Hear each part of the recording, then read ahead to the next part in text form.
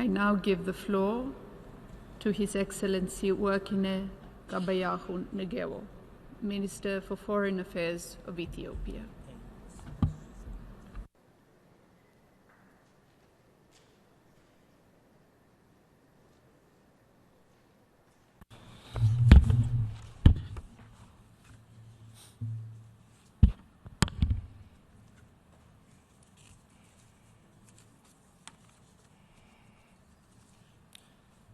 Madam President, allow me to start by expressing my warmest congratulations to you on your election as the President of the 73rd session of the General Assembly.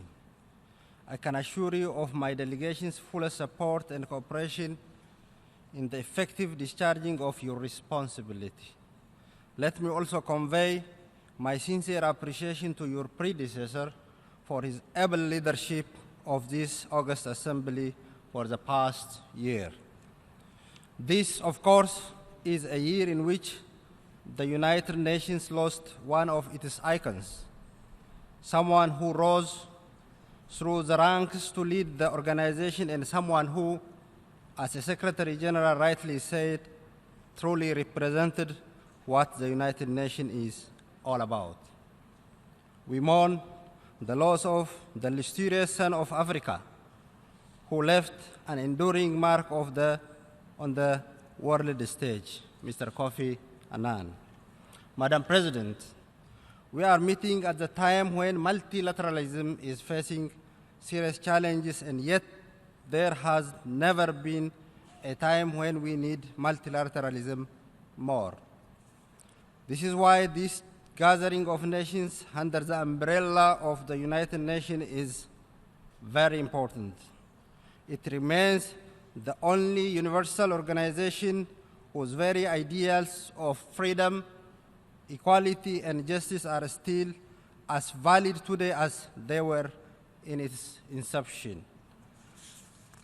As Emperor Haile Selassie of Ethiopia stated in his address to the General Assembly in October 1963, I quote, "The Charter of the United Nations expresses the noblest aspiration of man, abjuration of force in the settlement of disputes between states, the assurance of human rights and fundamental freedoms for all without distinction as a race, sex, language, or religion, the safeguarding of international peace and security." This remains profoundly true. And let me take this opportunity today to assure you that Ethiopia, as a founding member of the United Nations, will continue to adhere to these ideals and to the principles of multilateralism as we face unprecedented challenges and threats to our community of nations. Ethiopia's contribution to the United Nations peacekeeping is second to none. We remain totally committed to this noble endeavor as we reform and adapt to the new and challenging realities of peacekeeping. We fully endorse the Secretary General's Action for Peacekeeping Initiative and the declaration of the shared commitments to the United Nations peacekeeping to tackle the challenges peacekeeping faces today. Madam President, 6 months ago, a peaceful transfer of power took place in Ethiopia. It has opened a new chapter in our country's political history, offering realistic and genuine possibility of change that will meet the hopes and expectations of our youthful population. Changes that are in line with the new political and democratic realities where we are implementing. Changes that have been welcomed and embraced by Ethiopians across the length and breadth of the country, creating a just, peaceful, equitable, and sustainable society is the vision we are supporting as we build a new society on the foundations and achievements of the past. It is a vision, I believe, highly appreciated and relevant to our discussion here to this session of the General Assembly and of the term selected for this general debate. Ethiopia and the people of Ethiopia have frequently shown their resilience and strength often enough in the past in time of adversity. We are quite confident we will continue to do so. No difficulties are insurmountable. There are, of course, challenges that we continue to encounter in working to ensure the benefits of economic growth and development are widely shared among all sections of our people. We are working today to widen and deepen the reform necessary to promote democratic governance and the rule of law, to promote fairness and justice, better financial and economic management, to promote transparency and accountability across the entire administration of governance, to promote popular participation and an effective democracy. In the last 6 months, we have exerted every effort to make sure all this, together with our message of forgiveness and reconciliation, strengthens the unity and solidarity of our entire population.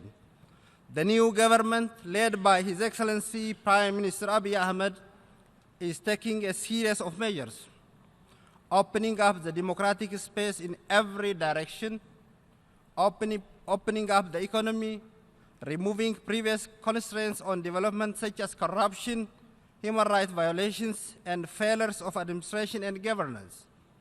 In other words, we have been and are counting to respond to the hopes and aspirations of our people. The reforms have been welcomed across the country and beyond. Madam President, we have not confined our efforts to Ethiopia only. Another highly important historic development is what is happening in our region. In the last 3 months, my Prime Minister has also launched equally significant reconciliation across the Horn of Africa. This is the start of the real process of normalization between and among the countries of the Horn. Ethiopia and Eritrea have opened a new chapter in their relationship, ending 2 decades of conflict. We are normalizing relations and charting a future in which our relationship will truly reflect the long-standing ties between our 2 peoples. Somalia and Eritrea have reconciled their differences and re-established diplomatic relations. Early this month, we held a trilateral summit of Eritrea, Ethiopia, and Somalia in Asmara. We foreign ministers then visited Djibouti, opening a new phase in relation between Djibouti and Eritrea. The African Union Commission chairperson has rightly called this a clear demonstration of the value and effectiveness of the search of African solutions to African problems. Recently, my Prime Minister and the President of Eritrea signed a further comprehensive cooperation agreement in Saudi Arabia, Jeddah, and President of Eritrea and Djibouti shake hands in Jeddah, ending a decade of dispute. In light of this important and positive development, it is only appropriate and timely that the Security Council now seriously considers without delay lifting the sanctions imposed on Eritrea. A few days ago, the South Sudanese party signed the revitalized peace agreement for South Sudan at an extraordinary summit of IGAD, heads of state and governments in Addis Ababa. This offers the real prospect for peace in South Sudan after 5 years of civil war. Madam President, these are indeed major developments in the Horn of Africa. This is, as Secretary General Guterres put it, a powerful wind of hope blowing across the Horn. It is a wind that offers a start to